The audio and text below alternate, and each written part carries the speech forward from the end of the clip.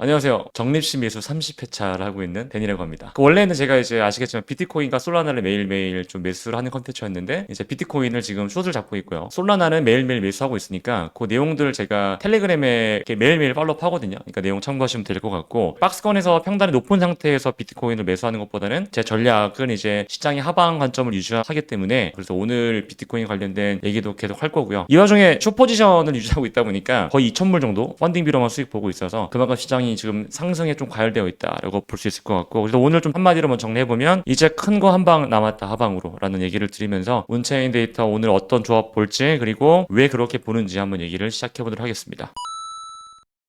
첫 번째로는 단기 보유자 수익률을 항상 제가 말씀을 드리는데 비트코인을 보유한 지 155일이 안 된 보유자들은 우리가 단기 보유자라고 하고 초과된 친구들은 장기 보유자라고 하잖아요. 항상 데이터라는 건 과거를 좀 가져와서 얘기를 할 수밖에 없는데 과거에 봤을 때 단기 보유자 수익률이 이제 0.94 정도 구간에서는 좀 매력적인 매수 구간이었다라고 제가 지난번에 말씀드린 적이 있어요. 최근 3, 4년 사이클을 보더라도 0.9495 정도면은 우리가 매력적으로 볼 수 있는 구간들이었거든요. 실제로 가격 반응이 좀 강하게 나왔던 구간들이에요. 조금 고통을 인내했다면 추세를 먹었었던 구간들인데 제가 최근에 말씀드릴 때 아직까지 추세를 바꿀 만한 결국 지금이 저점이라고 놓고 봤을 때는 아직 그런 움직임 보이지 않았다. 즉 단기 보유자의 패닉 셀이 나오지 않았다라고 저는 말씀을 드리고 싶고요. 그리고 제가 계속 중요하게 말씀을 드리는 데이터 중에 하나인데 결국 시장이 올라가려고 그러면은 제일 중요한 거는 뭐가 중요하죠? 시장에 돈이 필요합니다. 근데 지금 돈이 계속 감소하고 있죠. 첫 번째는 가격이고요. 두 번째는 스테이블 코인이 늘어나고 있는지 줄고 있는지를 보는 건데 스테이블 코인이 계속 감소하고 있어요. 그렇죠? 어제보다 더 감소했습니다. 쉽게 말하면 시장에 돈이 안 들어오고 있다고 보는 거고 추가적으로 거래소들의 이제 캐시플로우를 본다면 결국 현물 거래소에서는 이렇게 들어와줘야 좋은 건데 가격이 하락하고 지금 수급까지 다 같이 하락하고 있는 그런 국면이다라고 보시면 될 것 같습니다. 그런데 레버리지 혹은 미결제 약정 비율은 점점 올라가고 있다는 게 부담이 되는 거죠. 그래서 이제 여기서 같이 봐야 되는 게 장기 보유자 이거 정말 중요해요. 지금까지 제가 봤던 데이터 중에 조금 더 유의미한 데이터를 좀 말씀드리고 싶은 데이터가 이거예요. 장기 보유자 보유 현황. 여기서 봐야 되는 포인트는 가격이 하락했을 때 장기 보유자 이렇게 매수할 때가 가격이 올라갔었다라는 과거형으로 먼저 말씀을 드려볼게요. 항상 이 장기 보유자들이 크게 매수를 해줘야 가격이 그렇게 올라갔었거든요. 근데 지금 보시면 매수하다가 확대를 해서 보면은 장기 보유자의 보유량이 확 줄었습니다. 보이시죠? 지금 CPI 나왔고 PPI 나왔고 고용지표 다 나왔죠. 결국 나스닥이랑 위험자산 다 올라가는데 비트코인은 올라가지 않고 있다는 거는 내러티브가 없다라는 소리밖에 안 됩니다. 그렇기 때문에 저는 장기 보유자들이 지금 보유하고 있을 필요가 없다라고 생각을 했었고 그래서 조금 더 유심하게 봤던 데이터인데 이제 음수로 전환하기 직전입니다. 음수로 전환하면 어떻게 되냐? 안 좋은 거죠. 보통 이제 고점에서 이들이 음수로 이제 전환하면서 파는데 이런 구간들 보통 고점에서는 이제 피크가 나와요. 그리고 저점에서 매수해주고 지금 음수로 간다면 좋지 않겠죠, 여러분. 이 전에도 보시면 잘 매수하다가 음수로 가는 구간에서는 가격이 올라가다가 빠지죠. 지금은 살짝 올라갔잖아요. 그런데 음수로 가고 있다는 거는 심지어 음수로 갔어요. 음수 딱 보이나요, 여러분들? 동그라미 칠게요. 안 좋은 겁니다, 여러분. 그래서 일단 그럼 현재 수급도 없고 수요도 없는 국면인데 거래소 내부의 물량을 계속 쌓이고 있다는 건 안 좋은 거죠. 거래소 보유량이 쌓인다는 거는 매도하려는 주체들이 거래소로 많이 물량을 이동하고 있다고 볼 수 있기 때문에 아까 말했던 스테이블 코인도 없고요. 돈도 없는데 시장에 물량만 들어온다. 공급은 늘어나요. 수급은 내려가죠. 그럼 이렇게 되면 어떻게 되죠? 바칠 물량, 바칠 돈이 없죠. 그럼 가격은 하락할 수밖에 없습니다. 이거 되게 심플한 구조예요.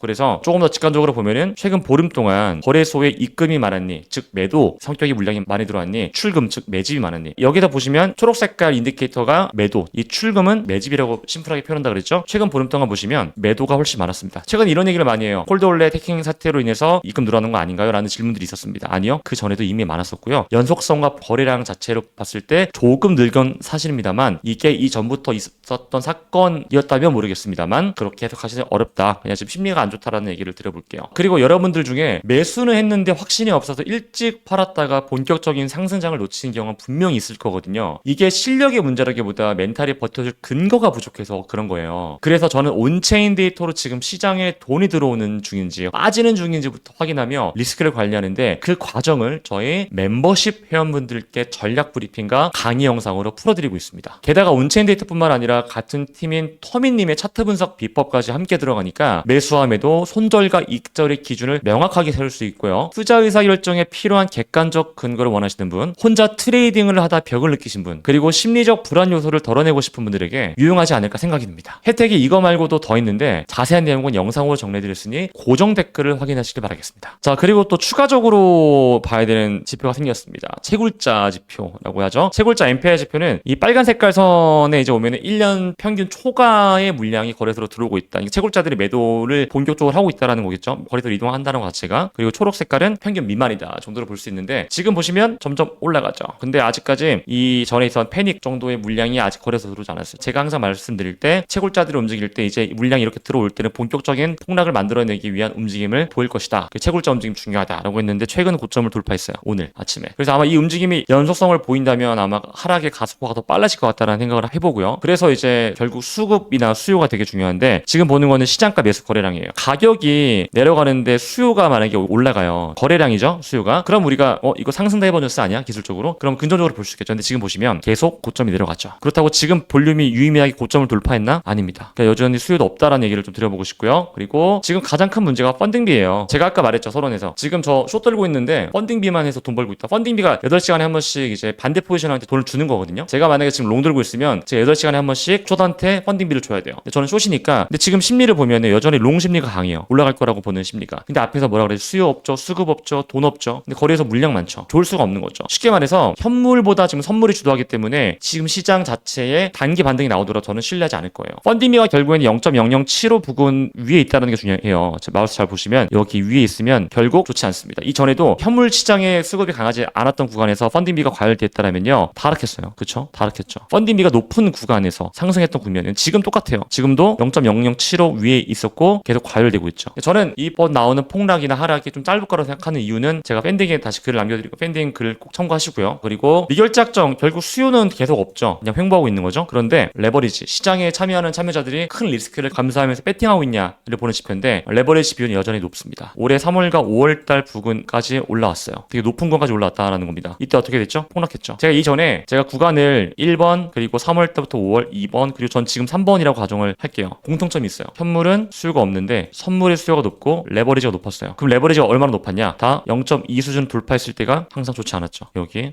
그리고 지금입니다. 레버리지 올라갔다가 폭락하죠. 올라갔다 폭락해요. 올라갔죠. 어떻게 될까요? 전 이렇게 될 거라 봅니다. 전반적으로 지금 시장에 모멘텀이 없어요. 시장에 수급도 없다라는 얘기를 좀 드려보고 일단 제가 지금 보유하고 있는 숏포지션 같은 경우는 계속 보유할 거고 또 특이사항은 텔레그램 올려드리니까 텔레그램 꼭 보시고요. 결국 우리가 추세를 만나기 위해서 이런 리스크 관리를 하고 있잖아요. 제가 하는 거는 하락할 거니까 숏 치세요라가 아닙니다. 하락할 거니까 우리가 매수해야 되는데 그럼 그 매수는 어디부터 할까요? 라는 건 제가 영상을 통해서 계속 말씀을 드릴 거고 저는 점쟁이나 이런 게 아니기 때문에 가격을 맞출 수는 없지만 바닥과 가까운 자리들은 제가 보고 분할 적립적으로 매수를 지금 하는 컨텐츠를 하고 있는 거잖아요. 그래서 우리는 리스크를 계속 관리해야 되고요. 돈은 내가 버는 게 아니고 돈은 시장이 벌어준다라는 얘기를 계속 하고 싶습니다. 관련된 내용들 텔레그램 통해서 또 추가적으로 브리핑 올려드리겠습니다.